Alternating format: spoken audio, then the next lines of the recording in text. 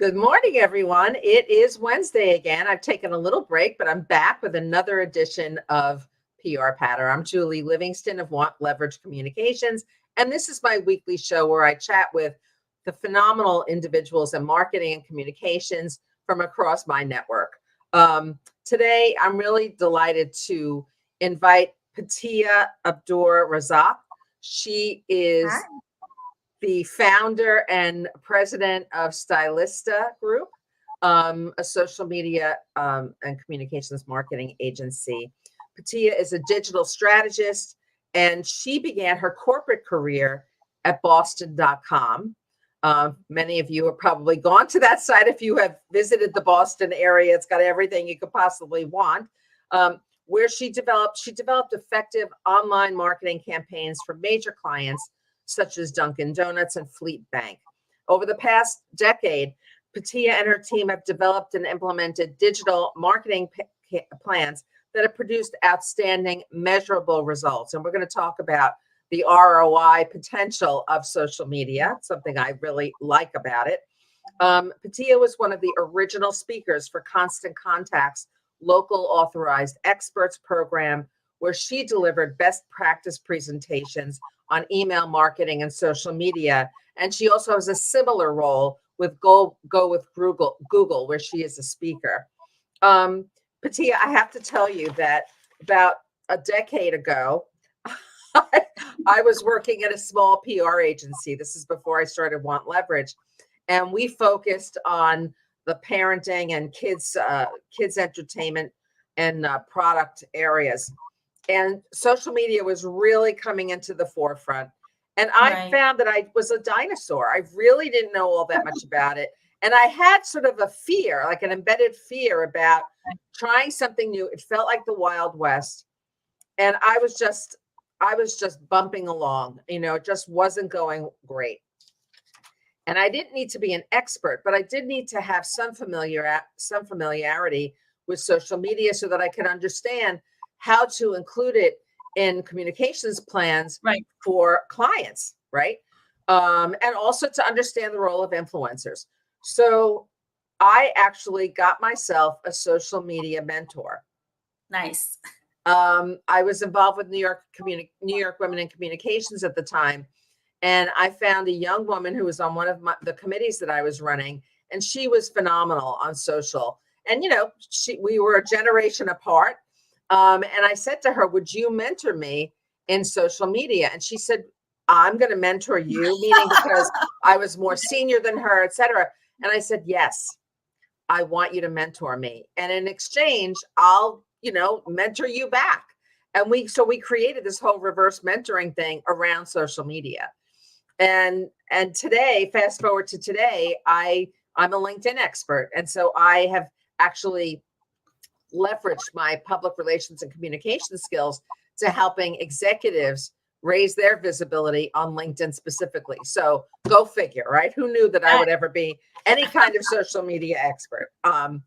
Anyway, tell us a little bit about what you do and how companies, whether they are looking to do B2B or B2C marketing, how they can establish a strong brand on social media. Absolutely. So at the Stylista Group, we provide three core services. We do email marketing campaigns, not just your one-off newsletter, but automated lead nurturing campaigns. Very important, especially when paired with social media, because to date, Julie, and I know you know this, email marketing still has the highest ROI of all digital marketing tactics. And the reason for that is because you have the ability to repetitively send marketing messages to someone once they're added to your newsletter list or email marketing list. So we do email marketing. We do everything that social media has become, right? So starting with strategy only. A lot of times people have marketing teams. They just need help with the strategy. So we do strategy, community management, paid ads, which has become a must. A lot of people don't like it, but it's absolutely necessary. The opportunity there is that you are able to target your audience as long as you know who your target audience truly is. And then because the majority of my clients are B2C or lifestyle brands, we also do influencer collaborations. You mentioned understanding influencers, because influencers have become a really powerful marketing tool in the digital space because the micro influencers, I would say, have a high level of trust within their Yeah, target. and for brands, it really gives them the opportunity to niche down, right? And be very Yes. specific about a particular audience they want to reach. Right, right. So the second part of your question was, how does a brand decide where they need to exist in social media, right? There are So so many, again, there are a number of choices today, right? And there and are the lots. landscape continues to change. So how do you figure that out? So it all goes back to understanding who your ideal target customer is. You really need to understand, like we like to call them buyer personas in marketing. Who are these people? Where are they actively engaging in social media with brands similar to yourself, right? So they tend to be some natural preferences.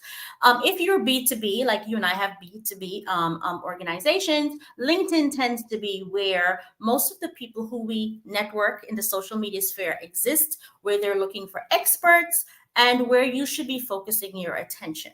If you're B2C, right? So the majority of my clients, then there is usually a mix or a balance you have to figure Sure. out. So usually it would tend to be more skewed to Facebook, to Instagram, to Pinterest. If you have a heavy female focused audience, or you're dealing with children like you did in your past life, Or crafts um, or crafts yeah. or travel, the wedding industry. If you're a wedding planner, Pinterest is great for wedding planners. And so the key here goes back to understanding who your target customer is and where they are actually actively engaging on social media and interacting with brands like yourselves. And if you are not so sure, then you better know who your competition is, right? I was And just going to ask you, Patia, how do you really, this is such a basic thing, but still, I find that companies I work with, even, in the B2B yeah. space, but I've worked on a lot of work in B2C throughout my whole career. Mhm. I was at Scholastic, I was at the Toy Association, like I've done a ton of B2C. How do you continue to keep on top of who your customer is and where they are hanging out? Yes. So the easiest way to do this, and the great thing about social media, it's that it's open for everybody to see, is for you yourself to be keeping tabs on your top 3 to 5 competitors, especially the competitors that I like to say are that are aspirational. So the ones who you want to be like, just take a look to Love see it. where exactly. I mean, that's the easiest thing that you can do. Take a look to see where they exist in the digital space, what platforms they're on, how they're engaging, how the target audience is So receiving. basically follow them. Follow them. Absolutely. Absolutely. And not only on social media, subscribe to their newsletters because, like we said, the ROI really happens with the email marketing part. So you need to see how they're nurturing those people that they add to that newsletter So list. A lot of people is don't that think of it. is that cool to do? Some people say, will this hurt my reputation if I'm following a competitor? I guess you could use a different email address. You can use a different email address. Yeah. Absolutely. Chances are they're following you as well. So I don't think. I mean, this is this is actually a strategy that is effective because it works. And what I would say is you never want to, word of caution, you don't want to necessarily copy what they're doing. You're just No. observing In fact, activity. you need to Never want to differentiate. be a Me Too brand. I will never condone that. But most importantly, observe the opportunities for you as a brand to do something a little different and to stand out. Even large companies are making mistakes or they're ignoring a certain subset of the target audience. And then that can become your opportunity to raise your hand and say, hey, guess what? This is how we're different. This is how we can serve you in a different way. I love that. And again, those micro niches, in terms of audiences, I think are so critical today in establishing brand success. Absolutely. Absolutely. 100%. Tell us a little bit about your experience with Threads. I mean, it was just introduced. It's a product of Meta, Facebook. Right. What are your early thoughts about it? How's it going? It's going. So I joined because I have to, right? I have to keep my head on the pulse of what's going on. I would say the barrier to entry, which is very smart of them, is very low.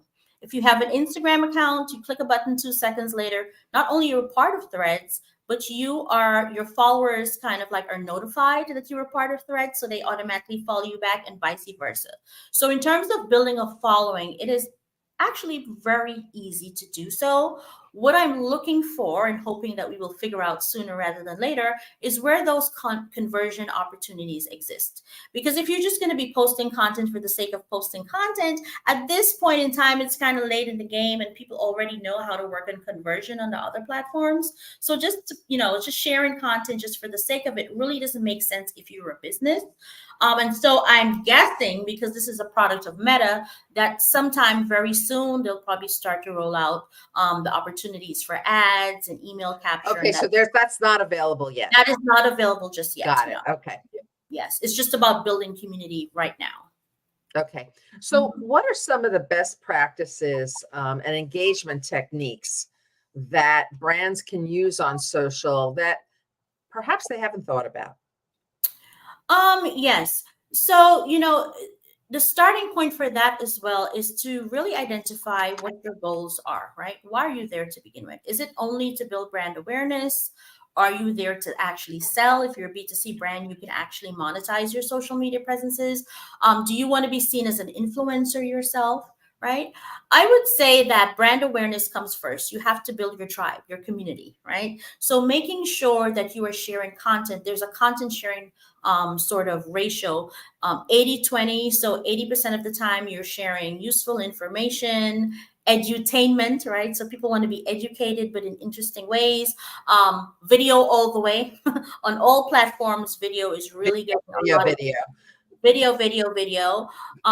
And then 20% of the time, so I see two kind of ratios going on. 80-20 has existed for a while. And then I've also seen people talking about 90-10, meaning that the majority of the time you're sharing content to kind of really engage and hook your audience. And then that 20 or 10% of the time, whatever you choose, this is when you do your ask, your call to action, right?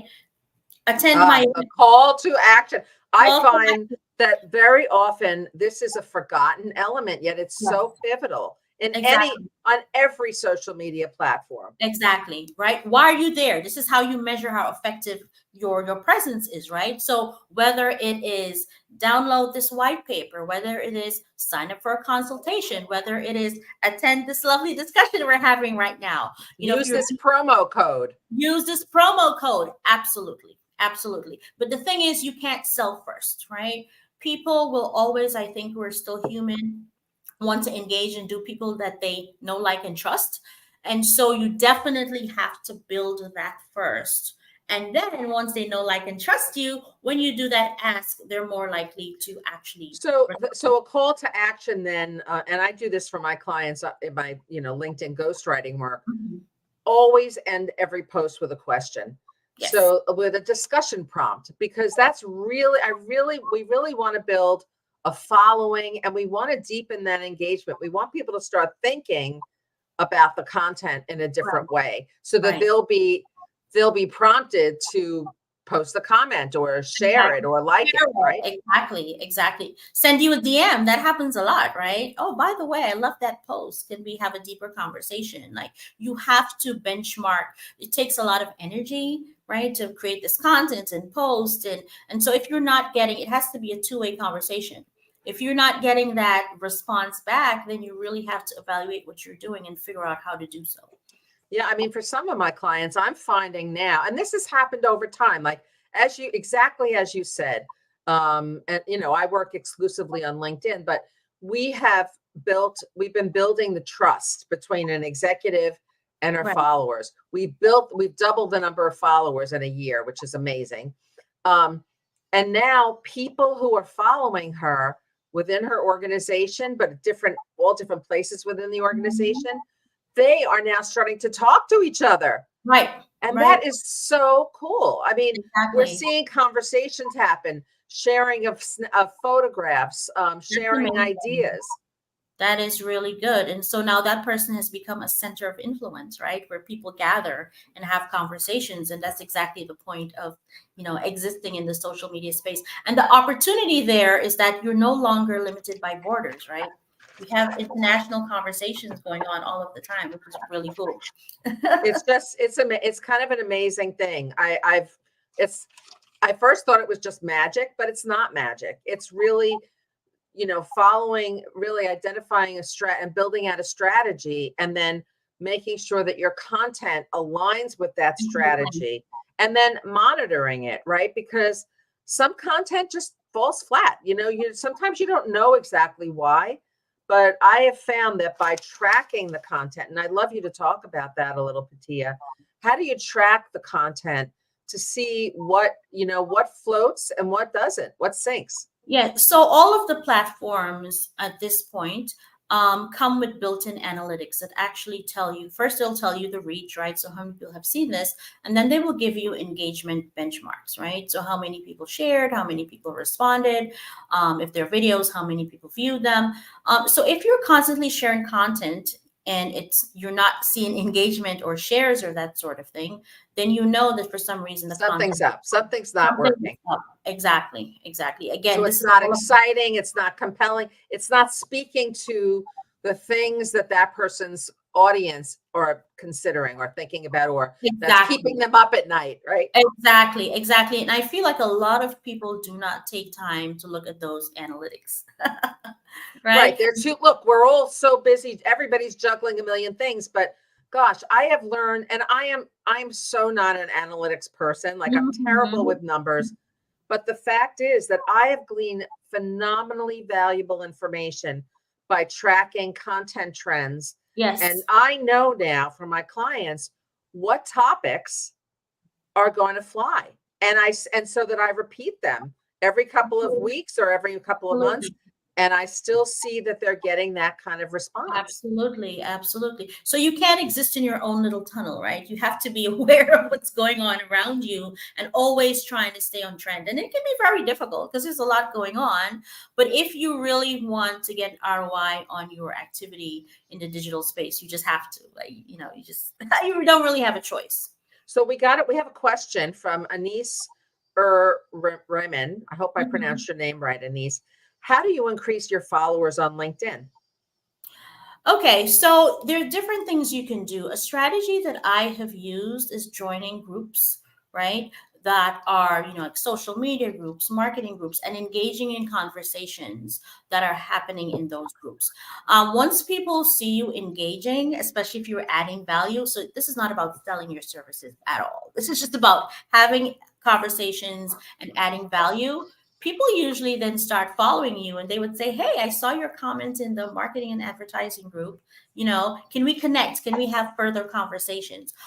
So definitely I would say, a strategy would be to research the kinds of groups that you probably should be a part of and to just spend some time actually engaging in those groups. Well, and to see if the groups are active. I have found on LinkedIn that not all LinkedIn groups are active. You want to see the ones where people are really conversing with each other and sharing information, not the ones where people are just throwing things up. They're just throwing things up. Exactly. Also, another strategy that has worked for me is asking people who are your first degree connections to introduce you to people who would be considered second degree connections, meaning they're people that you aren't connected to, but they're connected to that you want to be connected to. I did this a lot in the beginning.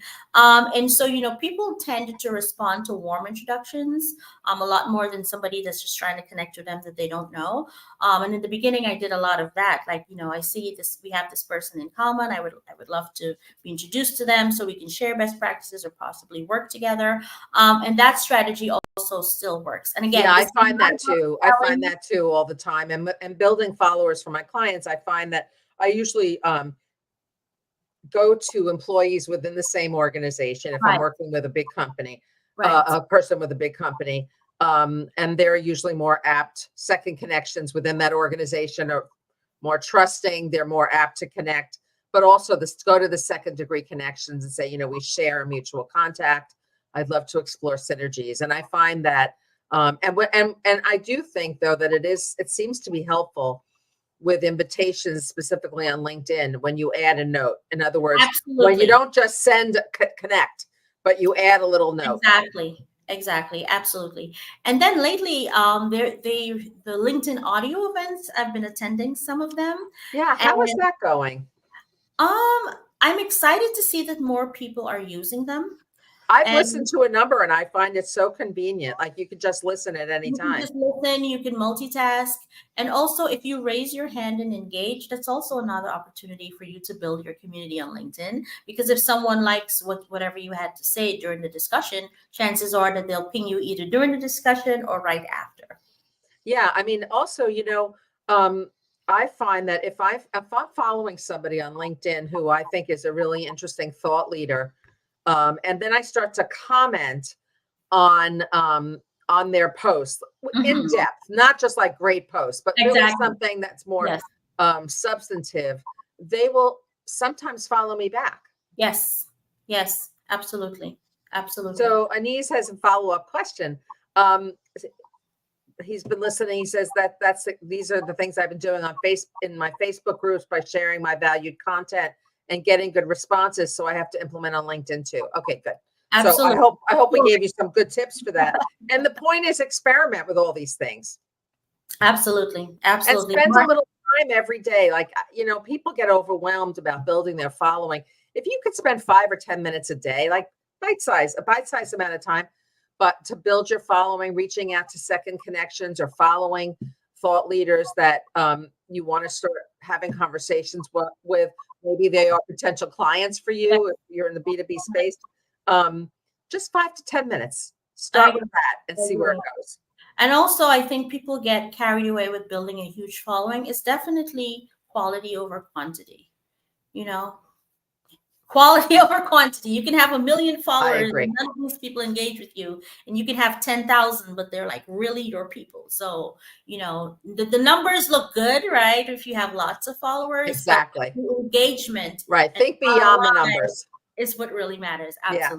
Yes. So talk to us a little bit about measuring return on investment and conversion. Sure. So I would say if you are in B2C, I can speak more about B2C because those are my clients. In terms of social media activity, like organic content, unfortunately, is being limited a lot compared to when we started. So you have to do ad campaigns. The value in doing ad campaigns, like I said, is that you're able to target your end customer. And so there are usually 3 types of campaigns that I'm running for my clients. There's the building the mailing list always, because again, 7 to 14 exposures on average before even a qualified target customer actually purchases, because they have to get to know, like, and trust you, unless there's an impending event. Like if somebody needs something right this second, they will probably buy. And that's the buy now campaign, right? And then of course, during buy now, you're still capturing their emails so that you can continue to marketing. So building your email list, definitely. Specific lead generation in terms of, attending events, or maybe for people to do focus groups or that type of thing.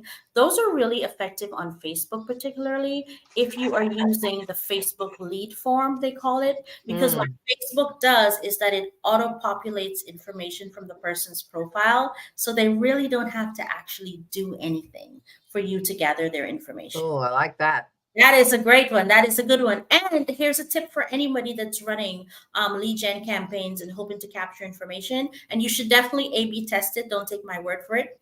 Run one version of the campaign with the lead form where Facebook is auto capturing for you. Run a second version of the campaign where you're sending to a landing page where they have to actually type things in. And I guarantee you, and you guys let me know, that you're going to get the best result from the Facebook lead form, because they want you to stay on platform and use their product. So that's just something that I've learned. Like I do that all of the time, and 9 That's times great. out of 10, That's a great tip. that's a good tip. But test it for yourself, because marketing is all about testing. That's right. Absolutely. And then, in the in the B2B space, it will definitely be, offering things like, consultations, having people sign up, probably booking appointments with you. I mean, you have to get something back. If you're just there and nothing, you're not having Right. these conversations, and you don't have any metrics to measure against all the activity that you're doing, then you're just spinning your wheels. I mean, beautiful posts and, articles are great, but you need to somehow figure out, and this goes back to your planning stage, like, why are you there? What are your goals and objectives? And if you know that ahead of time, then you can actually think of the tactics to support that. I feel like a lot of people do it backwards. Like they set up pages, they start sharing content, they have no idea why they're there, and then they get frustrated 3 months later. This is not working. Well, do you even know Right. Well, they what should have you were started at the looking beginning. for? Exactly. What were you looking for? You didn't Right. actually really define that. And as a result, there wasn't a method to your madness, for want of a better word. Wow. So I have another question for you, and that is because I'm a publicist at heart. Yes. How can public relations and the social media team work together, and what is the benefit of that? I think that perfect tag team partners. I have lots of PR partners that I work with. So here's the thing, I have a huge amount of respect for PR professionals because really what you are getting access to are the relationships that they have built, sometimes over decades, right? With the key target media that you as a brand need to have a relationship with. A social media person usually does not have those relationships. However, there have been times, and I've done this myself, where I have been able to tag a publication or tag a journalist to kind of, give the brand the exposure.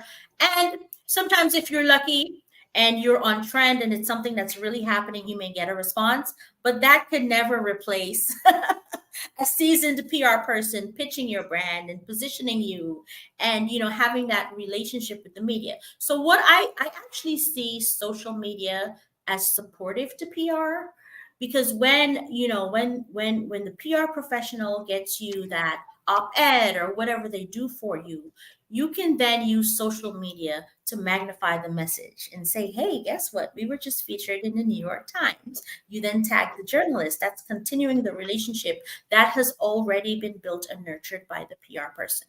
So actually I think that they're good tag team partners.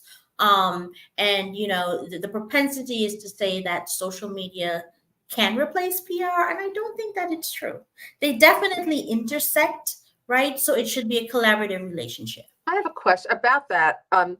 Do you feel is there is there extra value in working with PR because we can also help to adjust the messaging because we kind of know the journalists or the media outlet?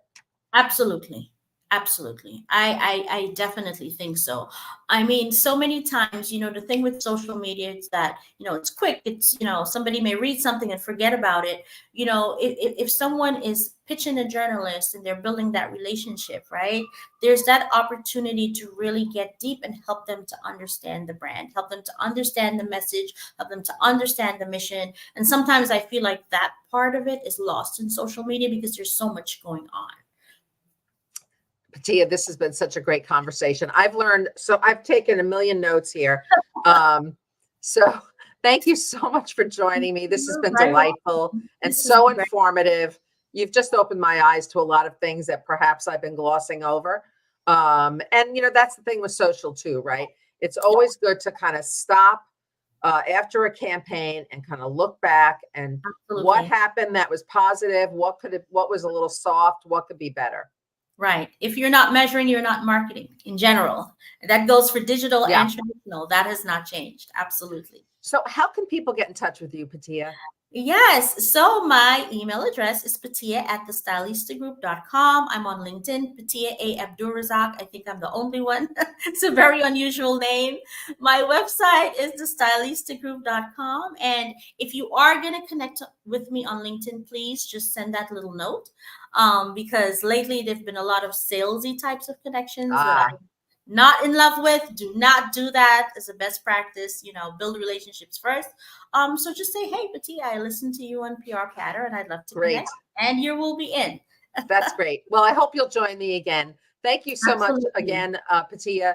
Everyone, I look forward to seeing you on another edition of PR Patter next time. Absolutely. It's been a pleasure. Have a good rest of your day.